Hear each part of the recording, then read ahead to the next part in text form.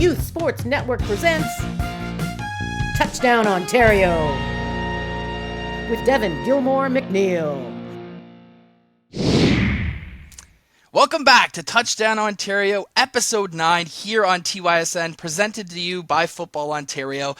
It is football weather. It is playoff football weather. Playoff football time here in Nakafa with the OFSL close behind. We have a ton to break down with the final standings coming in this past weekend and also our playoff matchups to go through. Let's break it down with our panel of guests. Joining me as always, Russell Silverson. Russell, a big weekend of football. How excited are you for Nakafa playoff football? Super excited. I mean, regular season always leads to the playoffs. It's what you come to play for. You want to win that chip. So, of course, it's going to be a great week of football. And then a very special guest joining us, Mike Schmidt, president of the Cumberland Panthers, defensive coordinator of the Cumberland Panthers Bantam team, and also on the board of directors for Nakafa and OSFL. Schmidt, you wear a lot of hats. Thank you for joining us. Thanks for having me, gents. Appreciate it. Been watching it for the past few weeks and excited to get into the mix here and chat some Nakafa playoff football. That's what it's all about, right? Absolutely. So, as the defensive coordinator of this Cumberland Panthers Bantam team, Mike, let's start right there. Obviously, the season didn't go as expected as far as playing as many games as you'd like to. But, at the end of the day, you guys finished with an undefeated record. Can you talk about this group and especially the defense a little bit? Yeah, it's been it's been a challenging season in regards to that. I mean, we like any other team, you always practice to play, right? So, we're grinding every single week, at practice, doing our thing like every other team in the league. Some the past few weekends it's been a little bit disappointing not being able to play as a result. I can't speak for the teams that have forfeited. I know a lot of them had succumbed to a bunch of injuries, in addition to already having some possibly low roster numbers. But I mean, that's for them to figure out. That's for them to decide. And we've got through it, and we had a great game this past weekend against Canada. That gave us a challenge. I'll be the first to admit we were rusty out of the gate, especially on our offense. But we got the job done, and I give a lot of credit to Canada, who's I got to tell you is probably one of the up and coming teams to watch. They played us very hard. Their defense gave us everything we had, so it was good there. But yeah, we're just keep going through the motions, and we got a tough few 10 days ahead of us here. Yeah, so Mike, maybe we could just talk a little bit about, finally, your roster gets to get on the field the last couple of weeks, I believe, playing Bell in Canada. What'd you see in those two games after such a long hiatus? Were you impressed with your group coming in? Obviously, you said there was some rust there, but what'd you see from your group that you liked? Honestly, they were hungry. All the players, especially on our defense. I mean, we have a veteran group, I'll say. So we have quite a few 2009s that make up the majority of our team, and that's been sort of a key to success. They keep the 2010s in line a little bit and make sure that we keep our eye on the prize, and that's ultimately to be successful in the playoffs and hopefully hoist that cup. In November 2nd. But we go through the motions every week. One of our biggest things is always be prepared for our next week opponents, whether that's getting out and scouting some of their games or exchanging some film with some other clubs that offer that. We are well prepared, and we dissect the other team, and we make sure that our players are in the know on what's going to be run. Whether it's formations, different players on the other team, they're key players, and then we look at that, we dissect it, and we go into we build some scout cards and we run some scout stuff in practice. But the bottom line is just be well prepared, and that's something I preach as a coach, and believing in the system that we have and how that our systems translate into our play and how it can work against certain offenses that we're able to face. So bottom line, just be prepared. That's our motion all the time, and one game at a time, one opponent at a time. Once we finish that game on Friday, Saturday, Sunday, whatever day it is, we don't look at that anymore. It's on to the next right away. way. So we don't dwell on our mistakes too much. We celebrate our successes that weekend, but come Monday morning, it's on to the next opponent, and all eyes and targets are on them. How you talked about being rusty, obviously not playing a lot of games. Do you think you grinded off all the rust in your game against Canada? Do you think there's still rust coming into the playoffs? And do you think that's going to contribute at all to playing like, Raiders and Mustangs, who are like, the top teams in the league? It's a great question. I mean, like I said earlier, Canada gave us a game, and I think it was at the end of the first quarter, it was 7-0. I think at halftime it was like 14-0. So we still had I don't want to say we were surprised, but we were appreciative of the game. And yeah, we had to knock the rust off. We too many penalties. We had those basic penalties, those false starts, those offsides that are unacceptable. Those are timing issues. Those are cohesiveness issues where the offense and the defense might not be on the same page. And then we had a couple individual mistakes. Some special teams calls. Blocking from behind, holding, things like that are just unacceptable penalties for a championship team. They're drive killers, they're touchdown killers. These type of mistakes just can't happen. So yeah, we were rusty. Going forward, for sure, we have to always relate back to that and what we can do to get better. But offensively, we need to keep grinding, keep going through the motions, making sure that we know our plays, making sure everybody's on the same page. Whether it's the quarterbacks or the running backs or the receivers running the right routes or whatnot. Practice, you can only do so much to prepare for game day speed.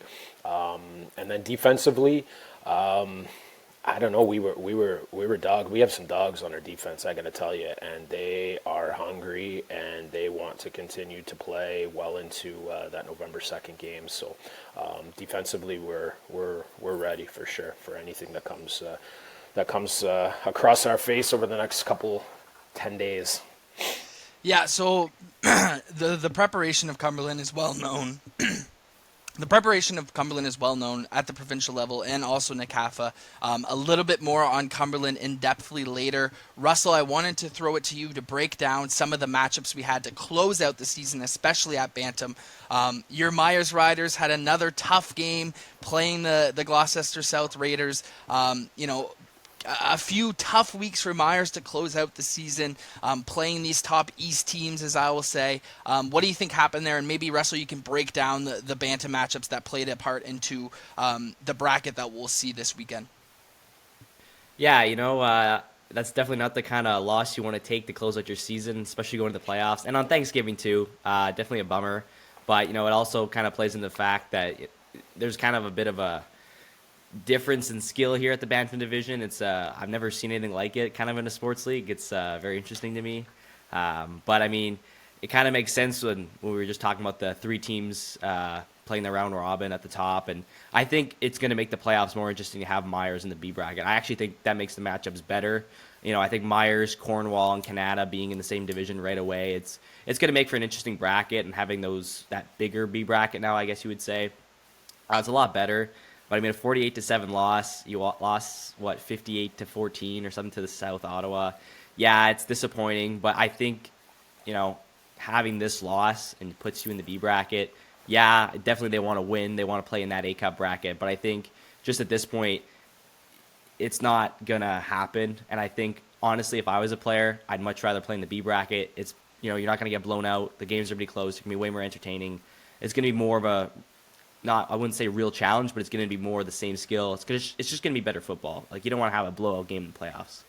Yeah, so, and I think it's important to note as well that, a B Cup is still prestigious at this NCAFA level. I know, playing for the Wildcats my entire career, we got to a couple B Cups. We were never in A Cup contention, but you couldn't tell us that wasn't the Super Bowl, right? Like B Cups and C Cups, they're still valuable, and there's still something to play for. And don't get it twisted. These kids at the Bantam level, Peewee level, the entire league, they're going to play their hearts out. Like, they want to win these championships. They want to win the B Cup, the A Cup, whatever it may be. They want to be involved in these. But Mike, I wanted to throw it to you as on the board of the NCAFA board of directors. We talked a little bit before hitting record here, but can you maybe break it down a little bit exactly how this Bantam bracket came into fruition and exactly how it's going to work out? Yeah, I think it was. I mean, like you guys said, it's definitely been a bit of an anomaly of a year with some pretty heavy lopsided scores. I mean, even when you talk about those the B gap contender or the B Cup contenders and the C Cup contenders, even when the B Cup contenders are playing the C Cup contenders, there's still quite a dramatic difference in scores. So I'll be honest, as the president and a coach on the U16 team with the Panthers, I stepped away from the whole discussion. But what I can tell you is the remaining executive came up with a proposal for this 3-team round robin, and it was sent out to all of the clubs, all of the Bantam clubs, so all 12 clubs got together and they voted on whether to accept or deny this format for the A Cup. And like any democracy, democratic process, it was a unanimous decision to allow it and to go forward from all the presidents. I'm assuming all the presidents spoke with all the head coaches of their Bantam team, and the decision was made from there. And that's kind of how it came about. It was a couple-day process, and it was done quite fairly and quite well by the executive, and it was accepted and adopted by the majority of the clubs that were affected. So. Yeah, so I mean, there you have it, folks. We've had a few questions roll in, making sure we're talking about this. Thanks for the insight, Schmitty. There you have it. So it was voted upon, and this is what we're doing. And to Russell's point, I don't think this is a bad thing, right? We're going to see some great football, some competitive football at the A Cup division bracket, at the B Cup division bracket, and even at the C Cup division bracket now, right?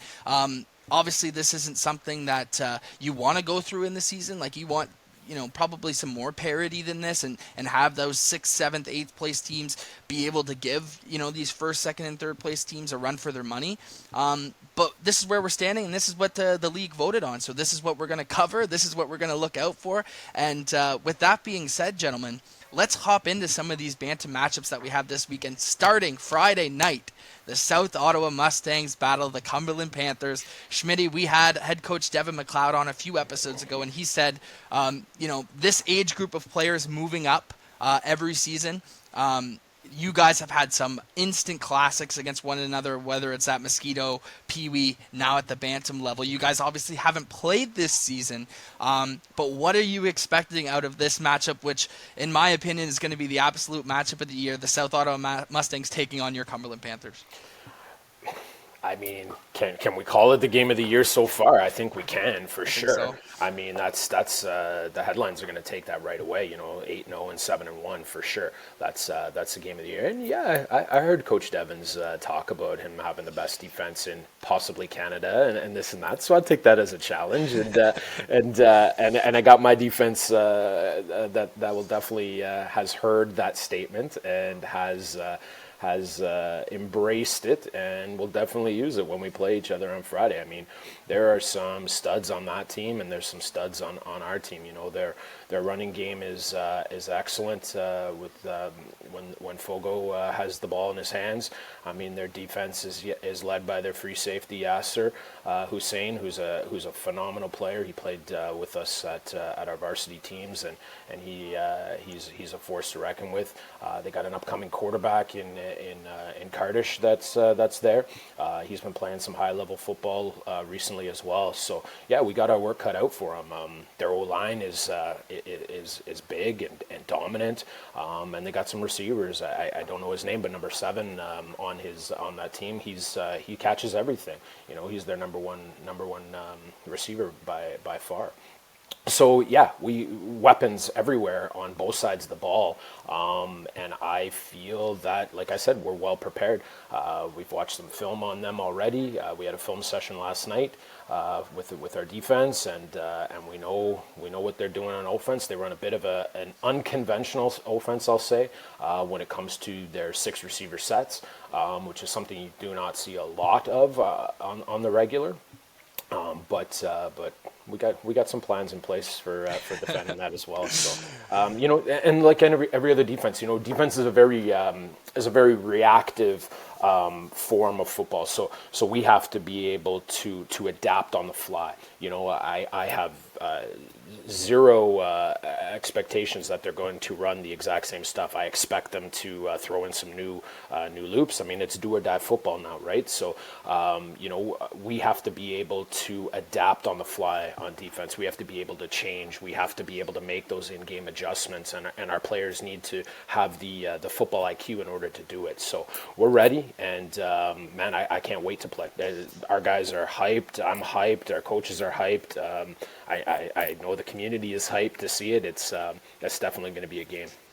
I go back, Schmitty, to the early 2010s when I was playing, and this South Ottawa Mustangs Cumberland Panthers rivalry was very prevalent during those days. You look at guys like Curly Gittins Jr. on Cumberland playing against guys like Jesse Lucetta on the Mustangs. So there's a storied rivalry here, and I can't wait to see this rekindle. We've talked a lot about the Mustangs and the players that they've had with having Devin McLeod on, having Fogo on. They have some dynamic playmakers, but Schmitty, let's talk about this Cumberland defense. Who are some of the main players on this defense that are going to be helping to slow down this offense this Friday? Great question. I mean, I'd be remiss if I didn't talk about our front seven, which leads our defense for sure.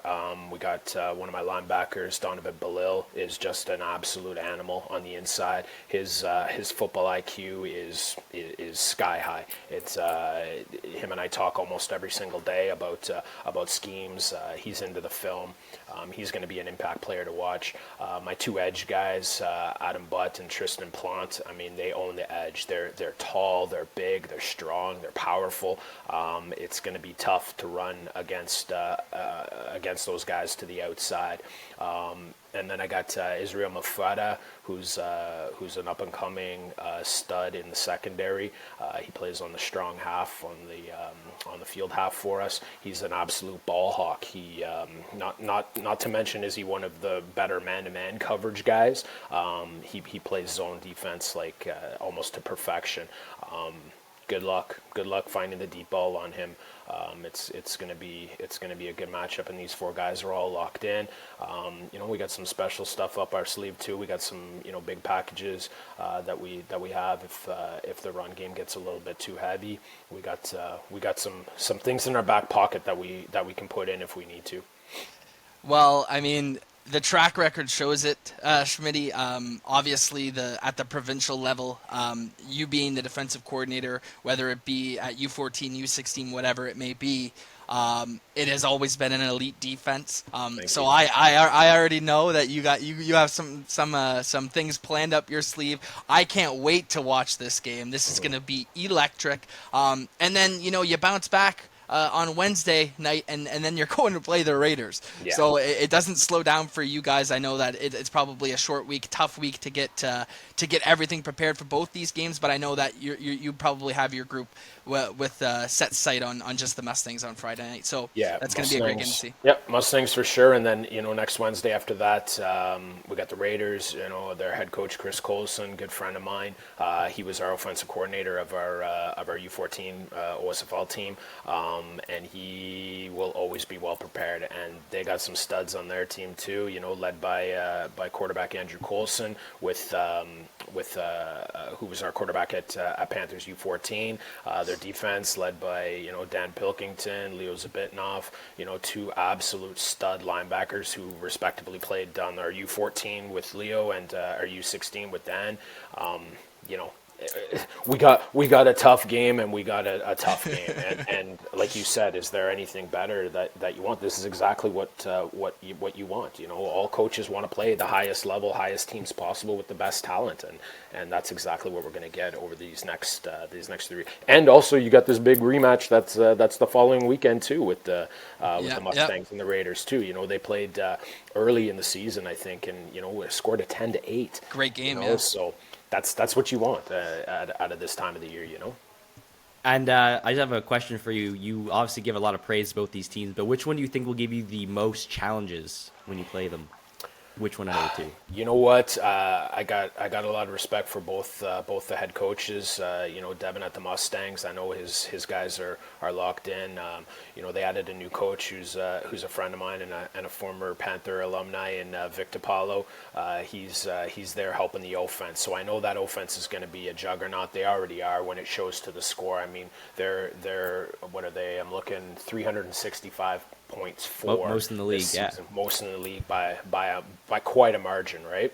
So I mean, they're gonna give us a game. So I mean, it's our defense against their offense, and I got to tell you, when we face the Raiders, man, it's going to come down to coaching. They have some phenomenal coaches on their team. I mentioned Chris Colson. Their DC's a friend of mine as well, who was with us in U14, Tom Bettino. These guys, they're going to have their guys locked in, and Devin and Victor are going to have their guys locked in. So, man, it's just going to be anybody's game. So what's the harder matchup? I mean, they're both going to be hard, and at the end of the day, it's going to be up to us and up to them how well prepared our guys are, and how how it's going to play out is going to be anybody's guess, and that's exactly what we want at this time of the year. Just as long as all teams are well prepared, we're going to give the fans and our families and all that just a heck of a game.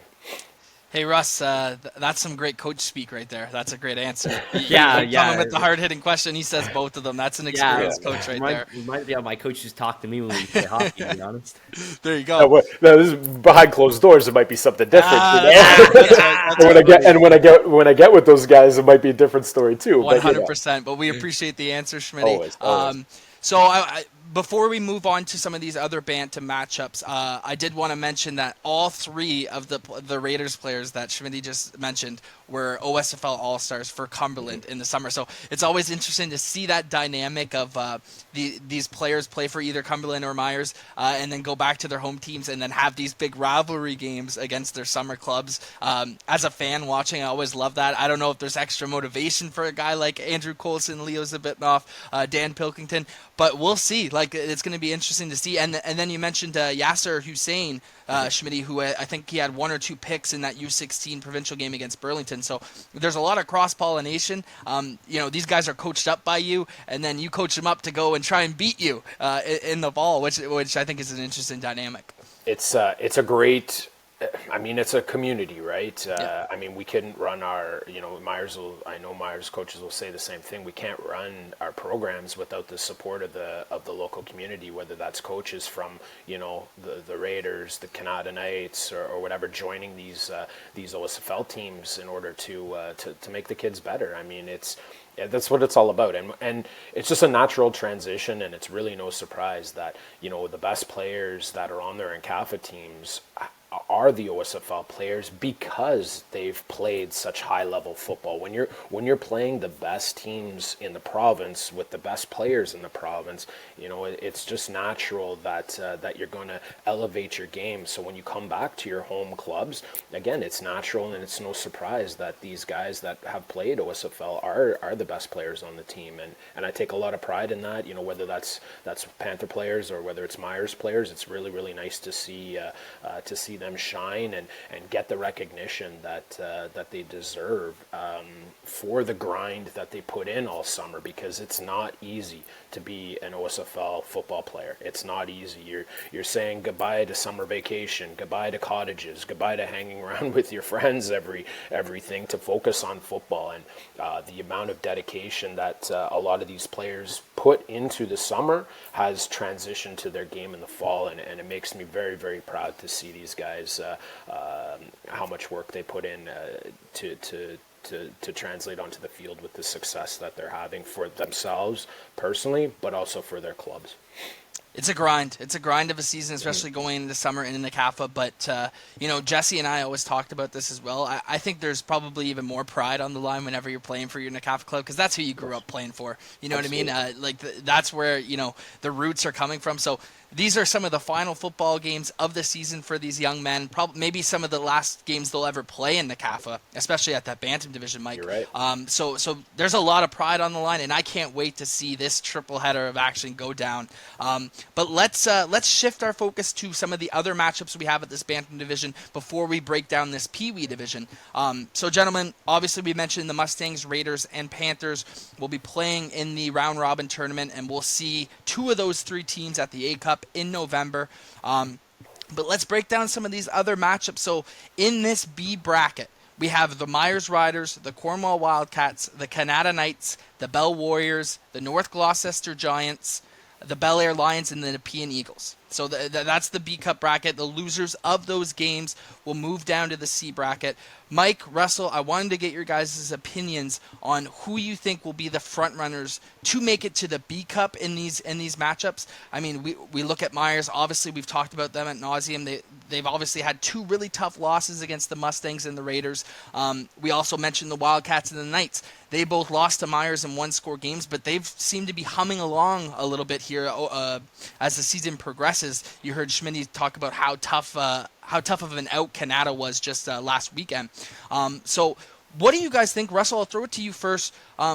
In some of these matchups, maybe you can give me, your matchup to watch here, Russell, and also you can kind of go through who you think will be the front runner to make it to that B Cup championship at the Sportsplex in November. Well, you know me, I've been riding the Myers bandwagon all season, so I got to stick on the train. So obviously I'm going to pick Myers. Tough 2 losses, but I think playing 2 tough teams. How many of these teams have played both the Raiders and the Mustangs in a season? They've had 2 really tough tests. I'm sure even though they've lost, they've learned a lot from those. They probably made a lot of mistakes. They have a lot to go back. They have a lot to learn on and improve on. I think we can take those. I think they can take those losses and not look them as much of a burden and look them as, okay, this is an opportunity. Let's take this opportunity. Let's take the mistakes we take and the mistakes we learned, and let's put it to test against these other teams. You have a streaky Cornwall Wildcats team coming in. They played really good down the stretch, as Schmitty mentioned. The Canada Knights really good. So obviously I'm going to have to pick the Riders, who I believe they'd be playing the Warriors first, right? Or the Here I'll break down the matchups quickly for everyone listening. So Bel Air will be playing the Bell Warriors. So they will So the Bel Air will be playing Bell on Friday night. Then you got Cumberland against South Ottawa, who kicks off the round robin. Then you got Canada playing Orleans, Myers playing Nepean, Cornwall playing the Giants, and then we also have the Panthers versus the Raiders on Wednesday. So that's your bracket. I'll start here, piggyback off of Russell. Obviously, I'm a Wildcats homer. I got the Wildcats heart. I think those 3 teams at the top can be very interesting, but I don't want to overlook this Bell Warriors team either. They've played some really tough physical games as well. I don't think their record shows exactly how talented they are. I've mentioned that on the podcast a couple of times, but I think between those 4 teams, and you know what, you can't discredit the other teams as well, because playoff football comes around and things happen, and coaches might be more prepared, teams might be more prepared, they might want it a little bit more. So you can't discount the other teams at the bottom of these divisions, like the Giants and Bel Air and Orleans and even Bell. So Schmitty, I'll throw it to you. Obviously you aren't a part of this bracket, but playing some of these teams, who do you think has a real shot to make it to that B Cup final? Well, I heard you guys. I heard your love for Myers. I heard your love for Cornwall. I respect it. I do. But I'm going with Canada. I think Canada has everything that you want in a team. I mean, they're young, they're fast, their defense is great. And their head coach is Nate Dunlop. A good friend of mine as well. We share a lot of similarities in our coaches, and I know that he's already watching game film. I know that he's doing whatever it takes to get his players prepped. And they got some great players on their team. Their young running back is Gordy Dunlop. He's just absolute speed demon. Their quarterback Seb St. Pierre is playing high level, led by receiver Luke Ryan, who played varsity for us, who's having a great season. And then their defense is just is loaded with some guys too, some senior guys. You got Caleb Owelke, who's off the edge, who was a monster monster for them against us and caused us a lot of trouble. So I'm going to go with Cornwall. However, with that being said, you got a very, very similar situation out there in Cornwall too, led by a bunch of young guys. Kirby Camplin, the head coach, he always brings the best. Veteran head coach. He knows what he's doing. He's been to the dance many, many, many times. So he's going to have his guys well prepared too. Bryce Camplin's their quarterback who played corner for us at OSFL. So his football IQ is just outstanding. So he'll be ready to rock. We've mentioned the name Connor Hamlin. I've heard it many, many times on this podcast too. Force to be reckoned with on their running game. And in my opinion, their linebacker Miles Murpaugh just leads that defense to excellence as well. So they're going to be the outsider team. I haven't seen a lot of Myers, to be real honest with you, but again, they got some studs too that know how to play the game, who have played OSFL, who are there, and their head coach Ralph Siciliano. I mean, he's got a record of excellence as well. So I mean, those three teams are going to be well represented. It's going to be a fight in every single game that they played, and that B Cup final, if it is two of those three teams, it's going to be pretty special as well. But I got to throw my support behind Canada. So how interesting is this, gentleman? Schmitty's on Canada, Russell's on Myers, and obviously I'm on Cornwall. So the funny thing about these three teams, if we can lump them in together for a second, is they both played Myers, right? So Cornwall's played Myers and Canada's played Myers. Both one score, very close games, but the Myers Riders came up on top on both of those games. So Russell, it's tough to go away from your pick because we've seen them beat them both times, but very close games. I think anything can happen if those two teams match up again. But let's talk about the matchup of the week in that B Cup bracket. Obviously, you got the Mustangs and the Panthers, which is going to be huge. But Russell, what is your matchup of the week in that B Cup bracket as we kick things off? Who do you think has a chance to maybe upset a team in that B Cup bracket? Maybe a Myers, maybe a Cornwall, maybe a Canada. Oh man, that's really tough. I think if any team can upset one of those three, I might pick the Warriors. I might pick if I think if one team could maybe catch them off an off day. I think the Warriors playing at their best, playing one of those teams playing on an off day. I could probably see the Warriors. I don't know. I have a feeling. I watched them play a game a month back, and I didn't even think they played bad. I just think they were outmatched. But I feel like you catch a team on a bad day, make a couple mistakes. I feel like they can capitalize on the mistakes and just find a way to win. Yeah, no, I've been on Bell all season. They get to play Bel Air in the first round, so they won't get to see Canada, Cornwall, or Myers. But if they are able to take care of business, can't discredit Bel Air either. They're always pretty well coached and ready to go.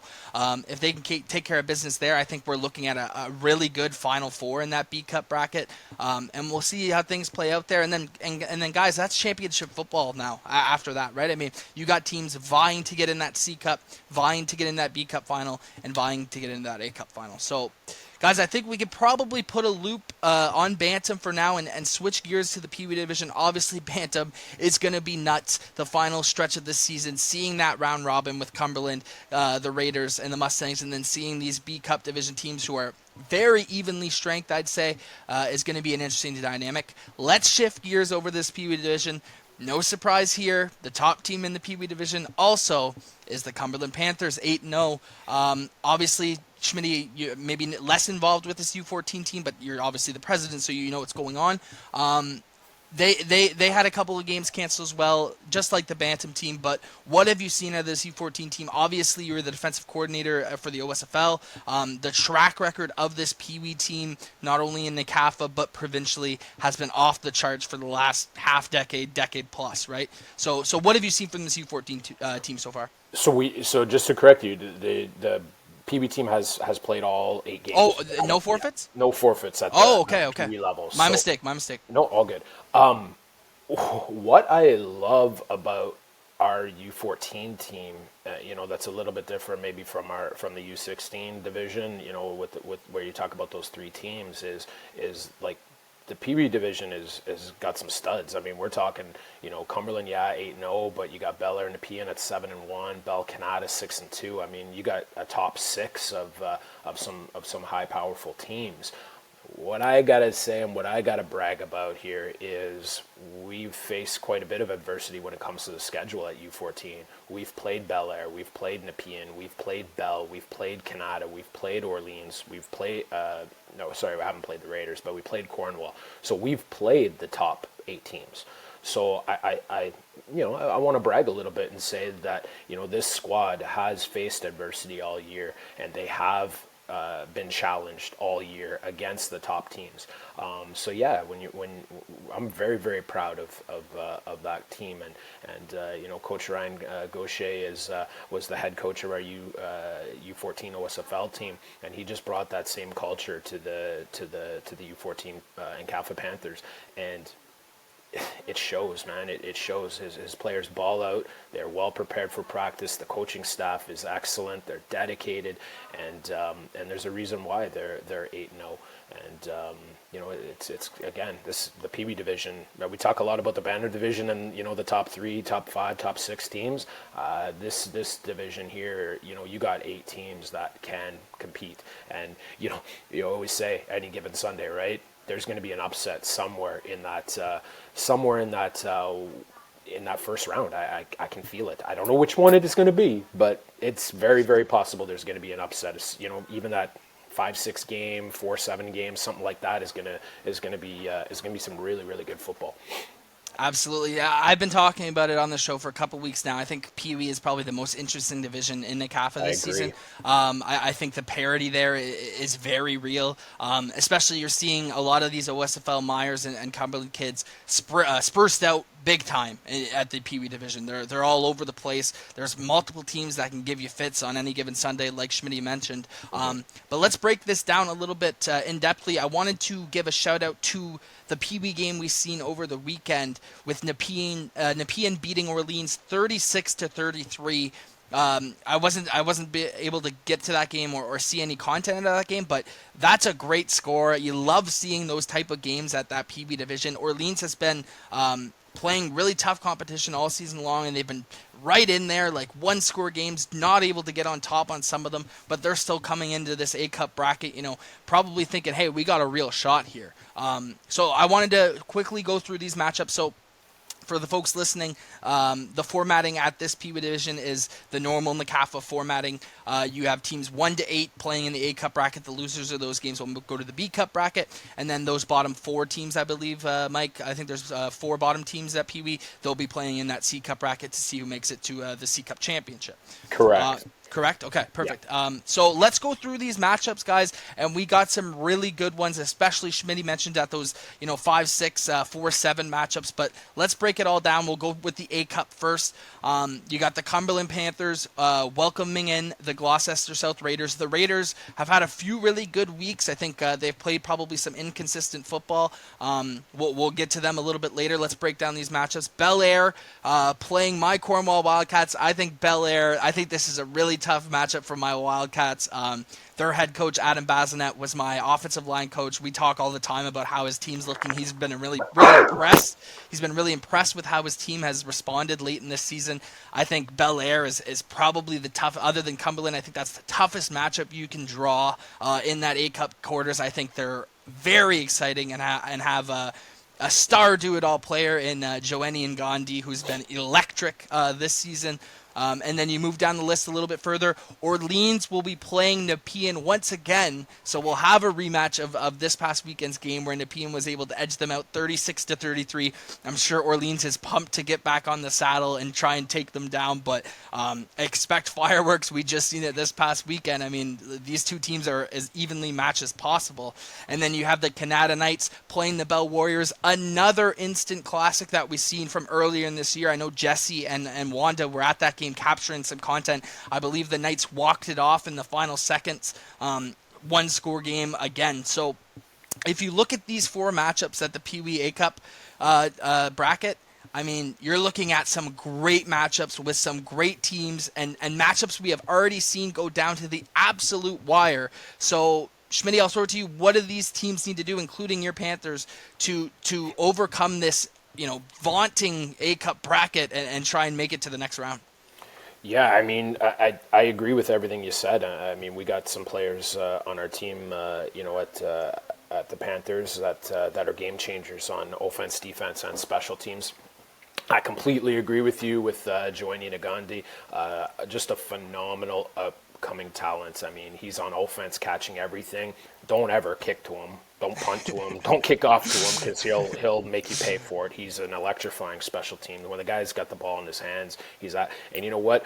I would have him on any defense as a corner or safety or something like that too. So the guy's a total package. So he's a force to be reckoned with. The Eagles, in my opinion, stout defense led by Alexander Stevenson on the D line. He's a phenomenal player. Just has a motor that doesn't quit. So their defense has been playing very high level football as well. But I got to tell you, I personally think that the sleeper team at this Peewee, and I think they're going to compete for the A Cup, and I think they're going to upset some good teams, is going to be the Orleans Bengals. Yeah, okay. I truly, like you said, they have been in one-score games far too many times. So yeah, okay, they have a 4-4 record, but that could have easily been a 6-2, a 7-1 record. If they had 5 more minutes on the game clock or something like that. I know their head coach Ntari Bangamagisha very, very well. If there's one thing that he always has, is his teams are always well prepared. They utilize all the technology, the same stuff that we do. They analyze game film. He's a master of it. He's got a great offense, and he's always got stuff up his sleeves. So I think that they're going to be one of the sleeper teams here. But I don't discount the Bell Warriors as well. Their head coach Rob Ham is actually used to coach me when I there you go, many moons ago. He's old school, and he knows everything that needs to be done to take and win. John Landon on their coaching staff has coached high level football. He's with the Ashbury program as well, so he knows how to win too. So they'll always have their teams prepared. So I'm with you. I think this is the best level football. I've always said that throughout all of the years. And it's a great thing to see. I mean, to speak for the Panthers, I mean, these guys that are, these group of 2011s, 2012s, they've been playing together since they were in Tyke. And we're coming up 6 seasons together for probably about 50-60% of this team.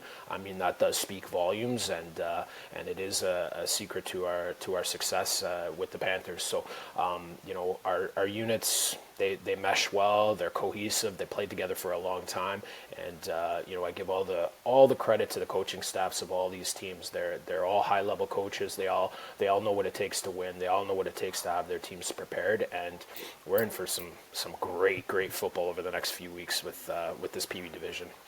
Amazing football. We cannot wait for that. Mike, I wanted to get your input on maybe some of the key players to watch in some of these A-Cup matchup brackets. Being the defensive coordinator for that U14 provincial Cumberland Panthers title-winning team, I'm sure there's still a lot of players in the CAFA who maybe went to other teams or are still on your team or maybe moved up to that Bantam division as well. But who are some of the key players? We've talked about Joanie and Gandhi. We talked about Alex Stevenson from Nepean. Who are some other of these do-it-all players in this A-Cup bracket that you've seen or maybe coached?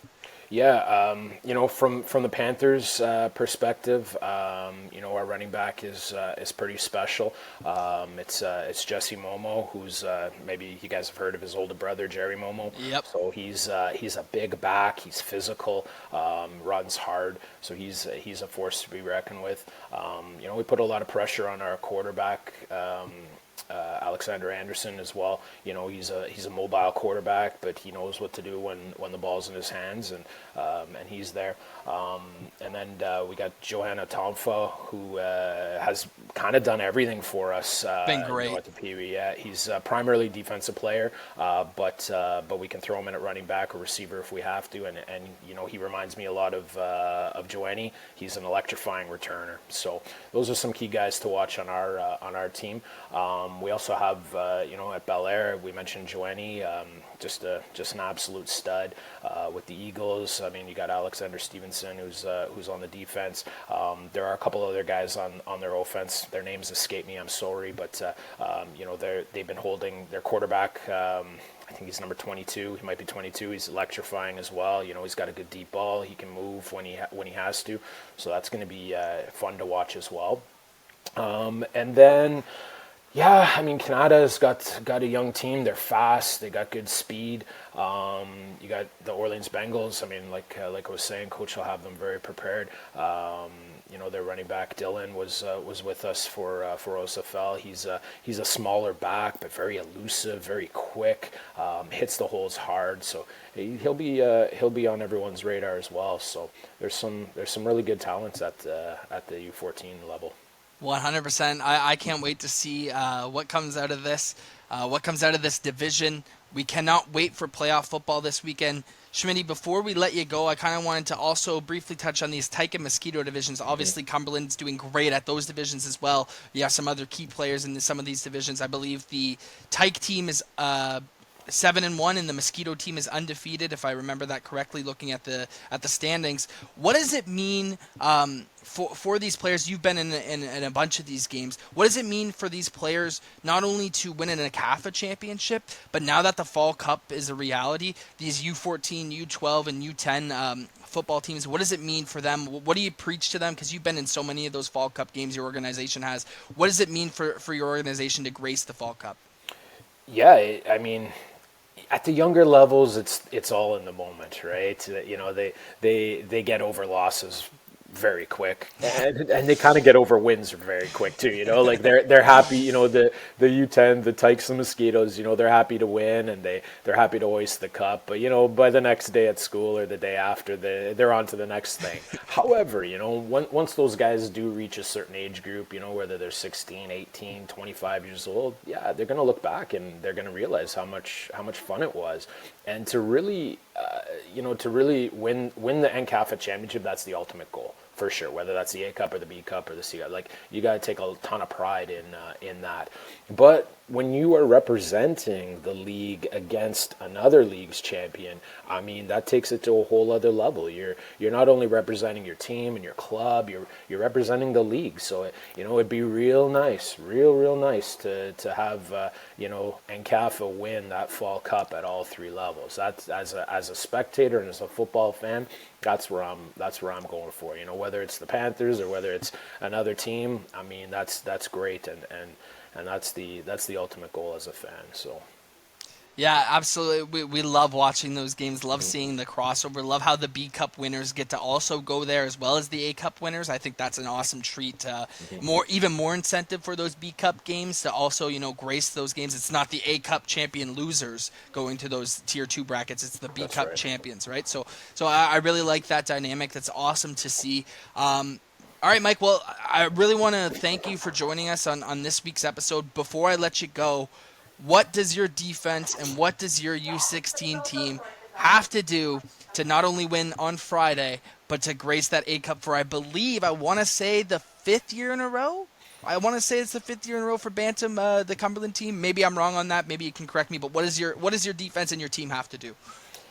I think it'll be the 3rd year in a row. I think it's the 5th year in a row we've been there, but if we do take it, it'll be the 3rd. Oh yeah, yeah. Eagles back in 2022 and 2021, I think, gave us a tough time there as well. Yep. So, listen, at the end of the day, it's all about how well prepared we are, how well prepared the kids are, and I don't talk about just our team. I look at all the teams. You've grinded an 8-game season in order to get to these playoffs, and to give up what you've been doing all year in the playoffs is not the answer. To change things is drastically is not the answer. So we keep doing what we're doing. We keep grinding at practice. We keep going through our reps. We keep going through mental reps. We're well prepared. We're studying our next opponent, and we're going through the motions, whether that's on the field, on film, or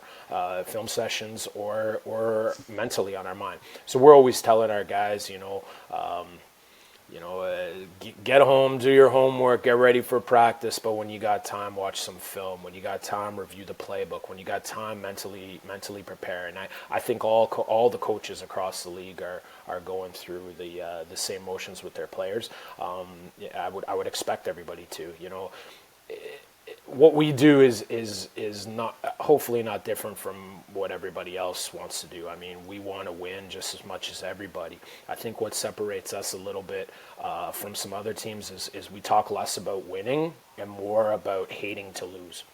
And and we really, if you hate to lose, the winning's going to come. If you're well prepared, the winning's going to come. If you're just going through the motions, I mean, it's going to put a pin in some of those things, you know. And sometimes, you know, we also tell our players our goals and our objectives are going to be different from other teams and other defenses, and yours as players should be different from other players as well. So we really try to strike that home with our clubs and with our teams, and our coaches are at all levels are just extremely dedicated to the process. They're extremely dedicated to the development of the players, and they're extremely dedicated to the kids and making them the best football players, versions of football players that they can be. And that really does translate to on-field success, on-field performance, wins, championships, whatever you want to call it. So I have no doubt that every coach in this league shares the same similar format. You know, it's just who has the better given Sunday than the other guy. You know, that's really what it comes down to. So. That's all it is. Well, an absolute proven track record of being a great leader in our sport. One of the best defensive minds, I'd say, in Ontario and Canada, Mike Schmidt. Really appreciate you coming on. Russell, did you have another question? I got one question for you. Obviously, you're giving a lot of praise to your players here, but I have one question. Coming to the playoffs, who do you think is going to be your biggest X factor player? Not necessarily your best player or whatever, but which player do you think they show up, they have a big game, is going to make the biggest difference in a win or a loss? Do you want names or do you want philosophy? You know, whatever you want to give here. You can give me more than one, too. I'm just curious to for see me, what you have for to say. me at U16, I think on defense it's going to be our defensive line. You know, we got some really good guys on the interior at my 1 and 3 tech, along with our edge guys. So if my defensive line can control the line of scrimmage, we're going to be tough to beat. I think on offense, we have a running back named Gavin Poirier, and if he picks up steam, he is borderline impossible to stop. So I think that all teams should be looking at him to defend him, because he's a force if he gets going. And you know, he hasn't had a chance to show his stuff, you know, with the games that we've had. You know, last weekend he really did, and he shined. You know, he had over 150 all-purpose yards and a couple touchdowns just against Canada, you know, and that was really his first action that he's had since that September 2nd game in Cornwall. So he's an X factor on offense for sure for us, and I think that our D-line is going to be an X factor for us on defense. Always vaunting front seven when you're going against the blue and white, for sure. So Mike, once again, I want to thank you for joining us. You wear many hats throughout Ontario, do a lot for the Ontario football community, whether it's with Cumberland, NCAFA, or the OSFL. Really appreciate all that you do, man. We obviously have a great relationship with you and the Panthers. Really appreciate you guys letting us get involved with anytime we want to get involved or film games or come to practice, whatever it may be. Really want to thank you for your time and for letting us be so involved with the organization. Yeah, right back at you guys. You know, I appreciate these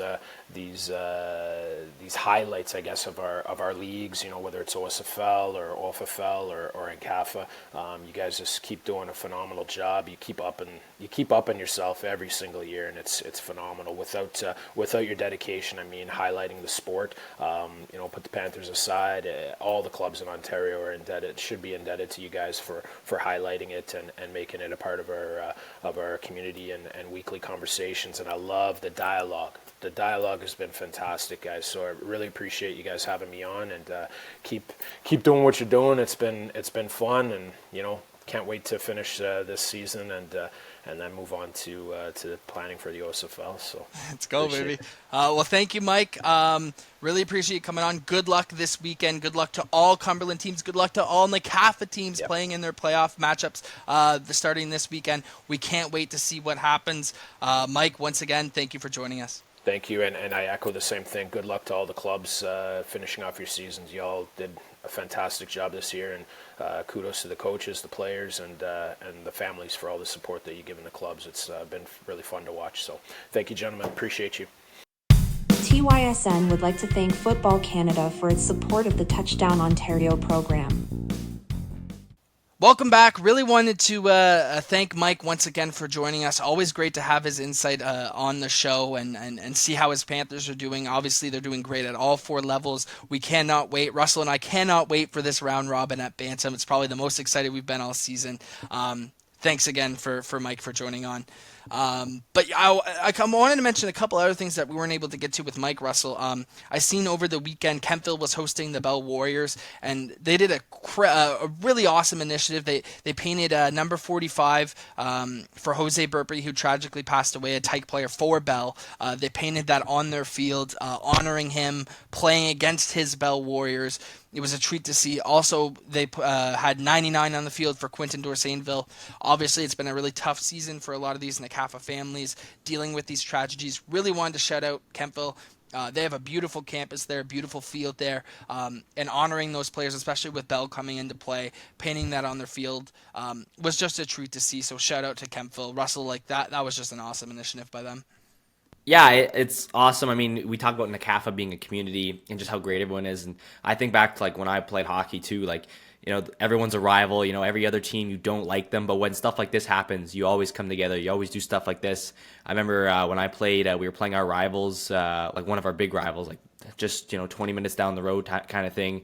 And a player not on either the team had passed away, but we all circle around the center logo, and we had a moment of silence for him. So when you see the same thing with the CAFA with the spray painting, and in a tough year for NCAFA, a lot of players tragically kind of passing away here, but just the way I think the community's been able to come together is just absolutely beautiful to see, and it really just goes to show how strong the community is. Absolutely. We seen it there. I just shout out to Kemptville. That was an awesome initiative by them. They're having a good season. This is their second season in the CAFA. And they're actually having, some big wins at Mosquito. I seen they were like 3-5 at Mosquito. I think they're in the A Cup bracket at Mosquito. And then at Peewee, they were able to get their first win at Peewee. I believe they beat West Carleton. So shout out to that whole Kemptville scene over the weekend. I know Wanda was there, was able to get some snaps of that, able to throw it up on socials. So that was awesome to see. Also wanted to briefly touch on the varsity division. We weren't able to get the varsity division too much just because playoffs are rolling around in all other divisions.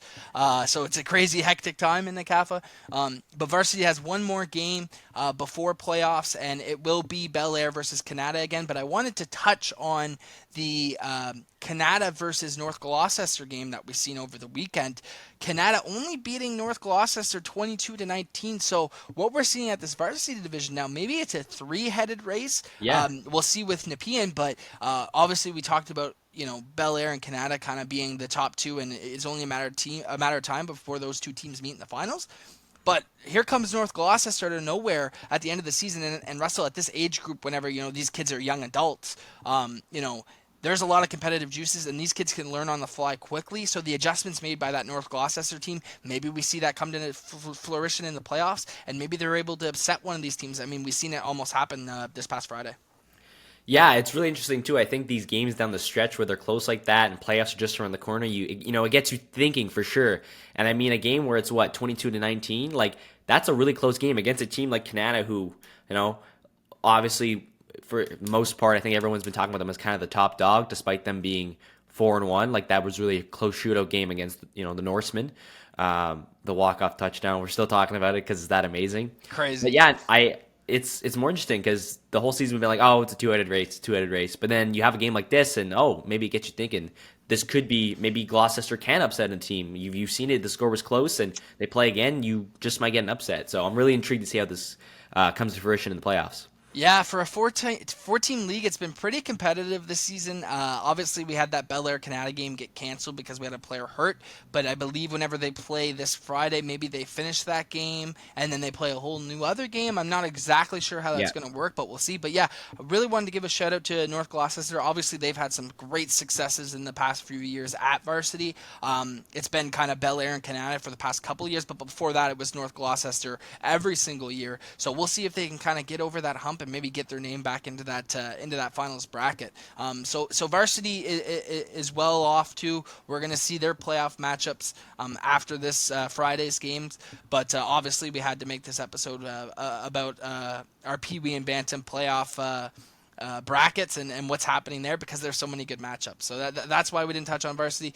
But a great game coming up this Friday. Obviously, Bel Air against Canada is always going to be a great game. So stay tuned for that. There's a ton, Russell. There's a ton of Friday night games happening this weekend. Well, this Friday. If you look at it here, obviously you have, we mentioned it at the top with Schmitty, you have the Mustangs playing the Cumberland Panthers on Friday night. But then you also have, I want to say, how many is it here? Six in total Friday night games. There's 2 at varsity, there is 2 at Bantam, and 2 at Peewee, and all of them are some pretty good matchups. So it's a great time to be a NCAFA football fan, especially on Friday nights. We love the Friday night light matchups, and if you look at that list, Russell, I think the headliner is Cumberland versus South Ottawa, but some great matchups overall. 100%. I mean, Cumberland hasn't really got to play Gloucester South or South Ottawa, so it's really interesting. Actually, they haven't played much, a lot of forfeitures, but it's going to be a great game. It's come down to the wire now. You have the top teams playing each other, and I know a lot of people are against it. I love this round robin format. You're going to see the 3 top teams by far play each other more than once. They're all going to play each other once, and then you got the final on top of that. I think it's going to be great. I think it makes it more competitive, and I think the football is going to be even better, because now these teams okay, if we lose once, we still got a chance again to get back into this. We might play this team once, we're going to play them again. So if you lose once and then you still play them in the final, it's still going to be interesting to see just how they match up playing each other 2 or 3 times. Mustangs and Gloucester South could end up playing each other 3-4 times if they both they play again and then they play again in the final. So they play 3 times in the season. Yep. That's incredible. And rarely you see in football a team beating each other 3 times in a row. Usually adjustments are made and you come back. So I'm really interested to see how this is going to work out. Yeah, and I think it's going to get chippy real quick, because these teams are going to see each other over and over. And then that A-Cup game to culminate everything later here, just a few weeks away, is going to be bonkers, whatever that matchup is. Can't wait to see that. Wanted to give a quick shout out to those Tyke and Mosquito divisions, all those kids getting to play, in some cases their first NCAFA playoff games. I wanted to give a shout out to the U12 West Carleton Wolverines. I believe they're undefeated, or maybe 7-1. 8-0.